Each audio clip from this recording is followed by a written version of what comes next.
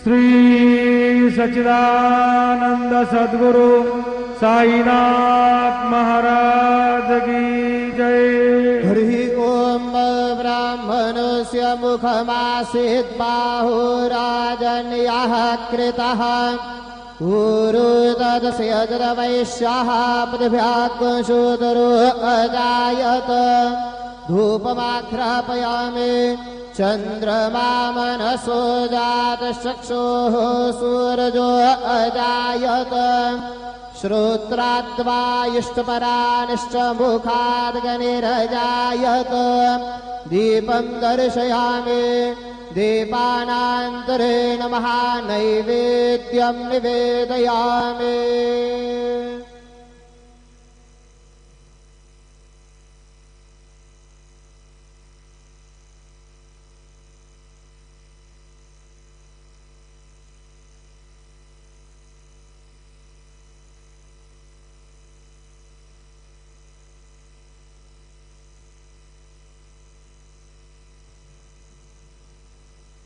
ॐ अन्नपतेर्नस्य अनुदे जनमेव स्यशुकमेनाः प्रप्रदातारन्तारिख ऊर्जन्नुदे हितविपदे च दुःखपदे चतुष्कोणमण्डलं कृत्वा तदुपरि नैवेद्यपात्रं निधाय गायत्रीमन्त्रेण पात्रान् सम्प्रोक्ष्य धेनुमुदराम् अमृते कृत्य ग्रासमुदरां प्रादृशयेत् सतयन्त्वरतेन परिकिञ्चामि। ॐ प्राणाय स्वाहा ॐ अपानाय स्वाहा ॐ व्यानाय स्वाहा ॐ उदानाय स्वाहा ॐ समानाय स्वाहा ॐ ब्रह्मणे नमः। मध्ये पानीयं समर्पयामि पुनर्नैवेद्यं निवेदयामि। ॐ प्राणाय स्वाहा ॐ अपानाय स्वाहा ॐ व्यानाय स्वाहा ॐ उदानाय स्वाहा ॐ समानाय स्वाहा ॐ ब्रह्मणे नमः। नैवेद्यं निवेदयामि हस्तप्रक्षालनं समर्पयामि मुखप्रक्षालनं समर्पयामि। सद्गुरु साईनाथ देवताभ्यो नमः। प्रार्थनापूर्वक नमस्कारं करोमि।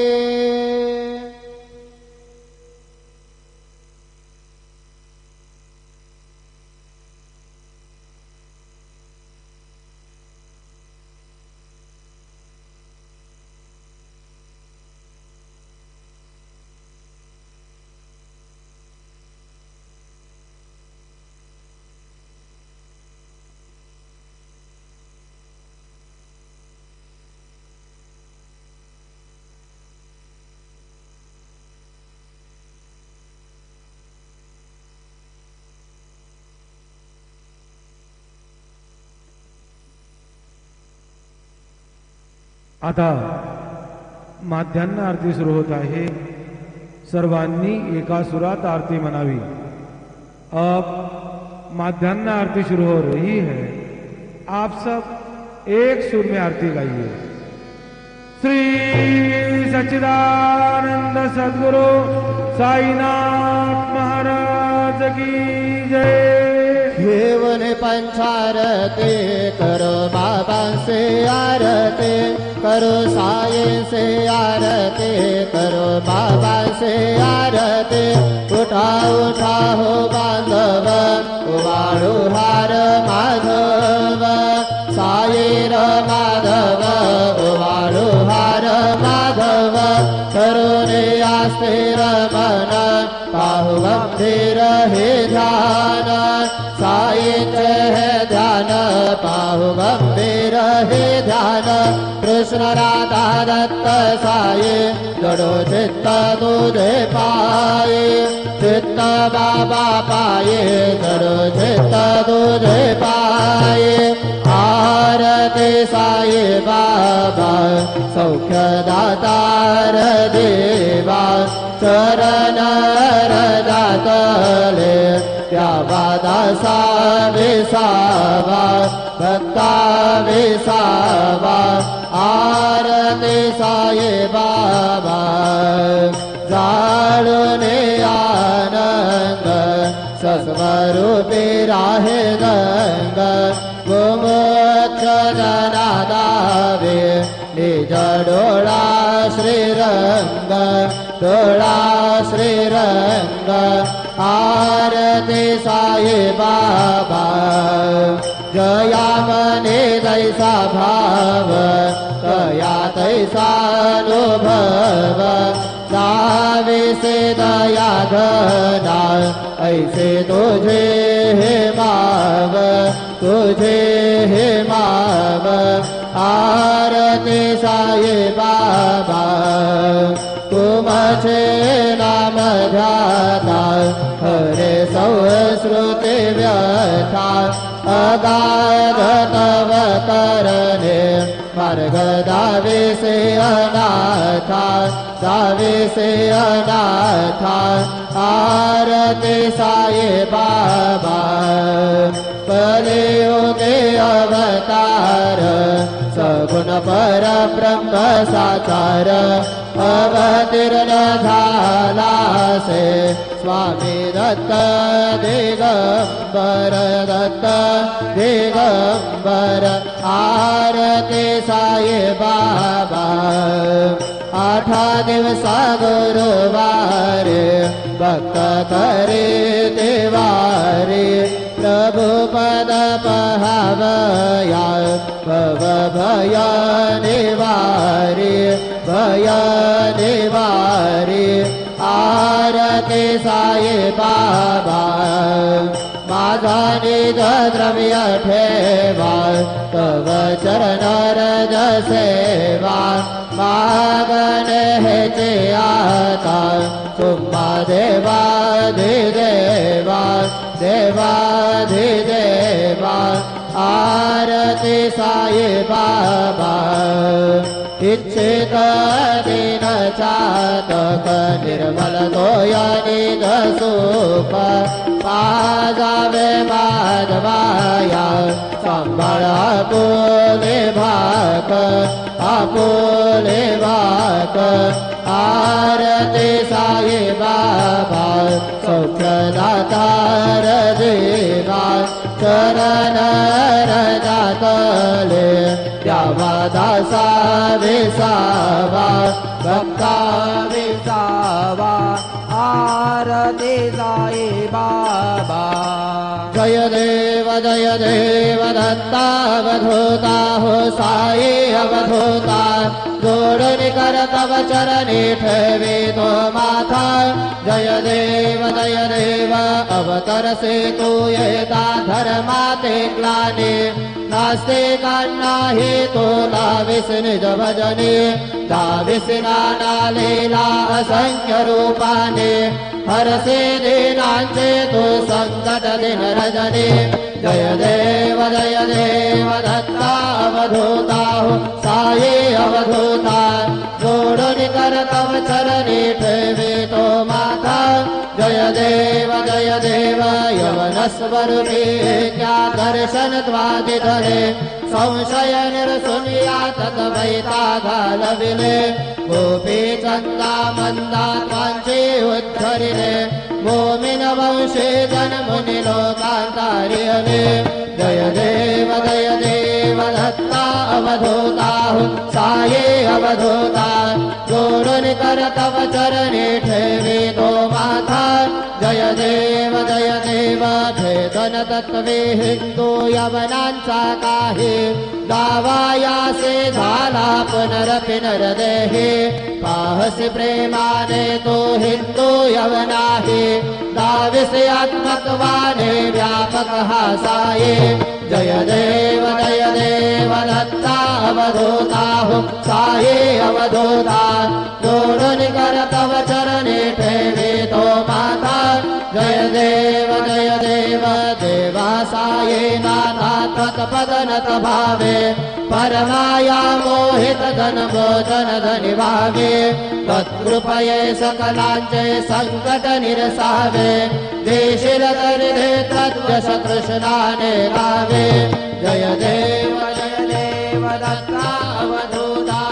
साये अवधूता जोडुनि कर तव चरणे ठेवितो माता जय देव शिरणी माझे पंढरपूर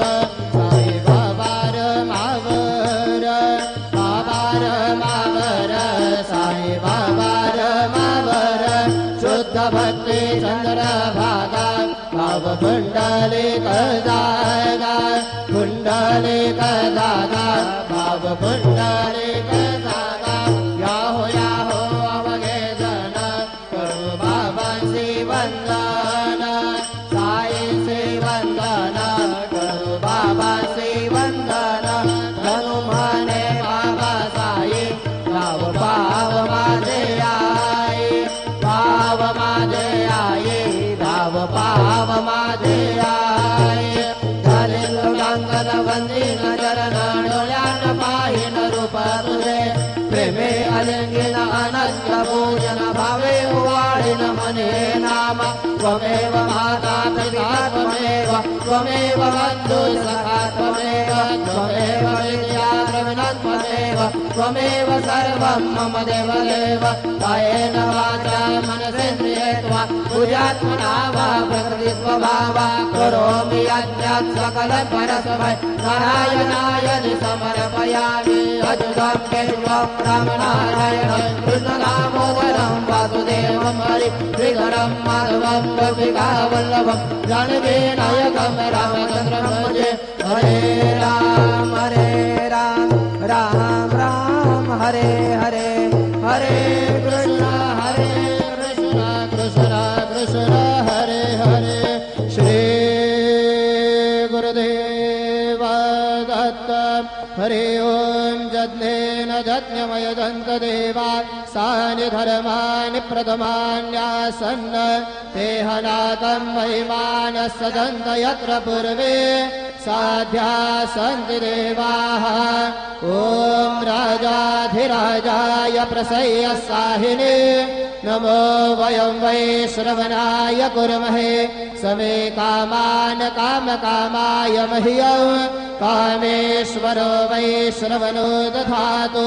कुबेराज वै श्रवणाय महाराजाय नमः ॐ स्वस्ति साम्राज्यं भोज्यं स्वराज्यं वैराज्यं पारमेष्ठ्यं राज्यं महाराज्यमाधिपत्यमयं समन्तपर्यार् स्यात् सार्वभौमः सार्वा ईशान्तार्धा परार्धात् पृथिव्यै समुद्रपर्यन्ताय एकराडतदप्येशलोक विगीतो मरुतः परमेष्ठार मरुतस्यावसङ्ग्रहे आविक्षुतस्य कामपरेर्विश्वे देवा सभासदैति श्रीनारायण वासुदेवाय सच्चिदानन्द सद्गुरु साईनाथ महाराज की जय अनंता तुला ते कसे रे स्तवावे अनंता तुला ते कसे रे नमावे अनंत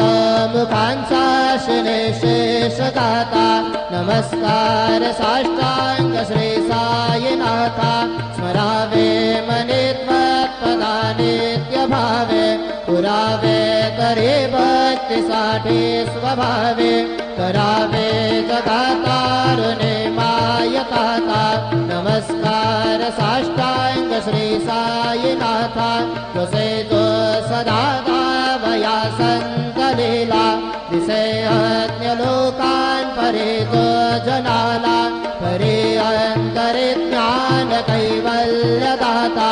नमस्कार साष्टांग श्री साईनाथा कराला धरा जन्म महामानवाचा नरासार्थका साधने भूत साचा गुरु साई प्रेमा कळाया अहंता नमस्कार साष्टांग श्री साईनाथा करावे करे सान अल्पज्ञवाला करावे अमाधन्य चुंबन निघाला मुखे खाल प्रेमे खरा ग्रास आता नमस्कार साष्टांग श्री साईनाथा सुरादिक ज्यांच्या पदा वंदिता ते सुखादिक ज्यांचे समानत्व देते प्रयागादि तीर्थे पदे नम्र होता नमस्कार साष्टांग श्री साईनाथा तुझ्या पदा पाहता गोपबाले सदा रंगरेचे स्वरूपे मिळाले करे रास क्रीडा सवे कृष्णनाथा नमस्कार साष्टांग श्री साईनाथा तुला मागतो मागणे एक द्यावे करा जोडी तो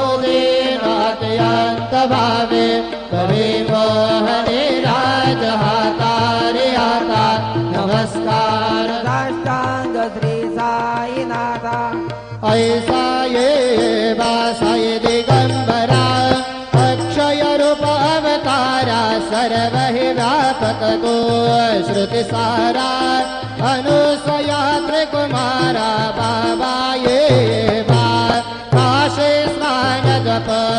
प्रतिदिवसे कोल्हापुर भिक्षे से निर्मल नद गंगा जल प्राशे निद्रा माहुर देशे ऐसा ये बा झोले लोमत से वाम करे त्रिशूल डमरू धारे भक्ता वरद सदा सुखकारे देशिल मुक्ति चारे ऐसा ये बा पाये पादुका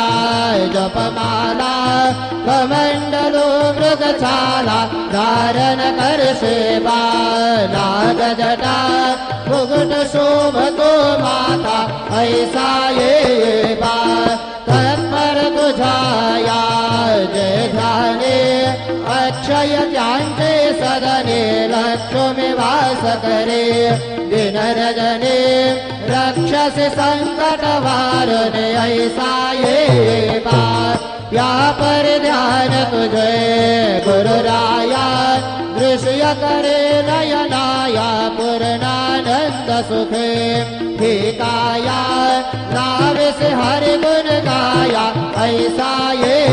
वासाय दिगंबरा अक्षय रूप अवतारा सर्व हि व्यापक तो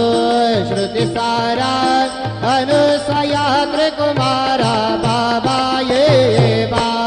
सदा सत्स्वरूपं चिदानन्दकन्दं जगत्सम्भवस्थान संहार हेतुं स्वभक्तेच्छयामानसं दर्शयन्तं नमामीश्वरं सद्गुरुं साईनाथं भवद्भावन्तविधुवंसमार्तण्डमीड्यं मनोभागतीतं मुनिर्ध्यानगम्यं जगद्व्यापकं निर्मलं निर्गुणं त्वां नमामीश्वरं सद्गुरुं साईनाथं भवाम्बोधिमग्नार्दितानां जनानां स्वपादाश्रितानां स्वभक्तिप्रियाणां समुद्धारणार्थं कलौ सम्भवन्तं नमामीश्वरं सद्गुरुं साईनाथं सदा निम्बवृक्षस्य मूलाधिवासात् सुधास्राविनन्ति क्रमप्रियप्रियन्तं तरुं कल्पवृक्षाधिकं साधयन्तं नमामीश्वरं सद्गुरुं साईनाथं सदा कल्पवृक्षस्य तस्यादिमूले भवद्भावबुद्ध्या सपर्यादिसेवां दृढां कुर्वतां मुक्तिप्रदन्तं नमामीश्वरं सद्गुरुं साईनाथं अनेका श्रुतातर्क्यलीला विलासै समावेशकृतेशान भास्व प्रभावम् अहं भावहीनं प्रसन्नात्मभावं नमामीश्वरं सद्गुरुं सायिनाथं सदां विश्रमाराममेवाभिरामं सदा सज्जनैः संस्तुतं सन्नमद्भिः जनामोददं भक्तभद्रप्रदन्तं नमामीश्वरं सद्गुरुं सायिनाथम् अजन्माद्यमेकं परब्रह्म साक्षात् स्वयं सम्भवं राममेवावतीर्णं भवद्दर्शनात् पुनीतः प्रभोऽहं नमामीश्वरं सद्गुरुं साईनाथम् श्री सायेश कृपानिधे खिल नृणां सर्वार्थसिद्धप्रदं युष्मत्पादरजः प्रभावमतुलं दातापि वक्ता क्षमः सद्भक्त्या शरणं कृताञ्जलिपुट सम्प्रार्पितोऽस्मि प्रभो श्रीमत्साई परेश पादकमला नान्यत् शरण्यं मम साई रूपधर राघवोत्तम भक्तकामविमुदध्रुवं प्रभु माययोपहत चित्तशुद्धये चिन्तयाम्यहमर्निशं मुदा शरत्सुधांशु प्रतिमं प्रकाशं कृपातपात्रं तव सायिनाथ त्वदीयपादाब्जसमाश्रितानां स्वच्छाययातापमपाकरोतु उपासनादेव सायिनाथ सवैर्मयोपासनिनास्तु तत्स्व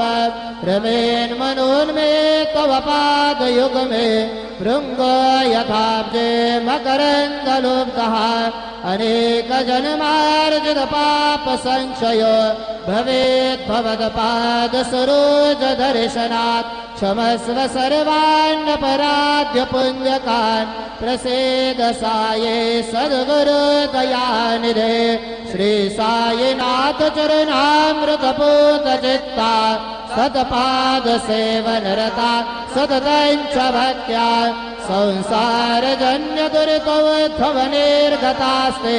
कैवल्यधाम परमं समवाप्नुवन्ति स्तोत्रमेतत्पठेद्भक्त्या यो नरस्तं मनः सदा सद्गुरु साईनाथस्य कृपापात्रं भवेत् ध्रुवं करचरणकृतं वा कायजं कर्मजं वा श्रवणनयनजं वा मानसं वा परार्वं विदितमविदितं वा सर्वमेतत्क्षमस्व जय जय करुणाब्धे श्री प्रभो साईनाथ श्री सच्चिदानंद सद्गुरु साईनाथ महाराज के जय। राजा धीर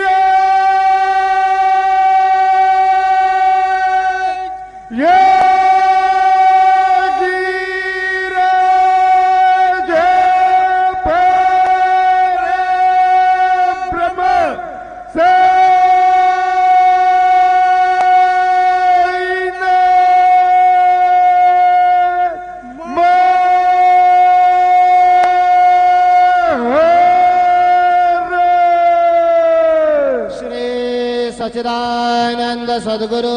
साईनाथ महाराज की जय।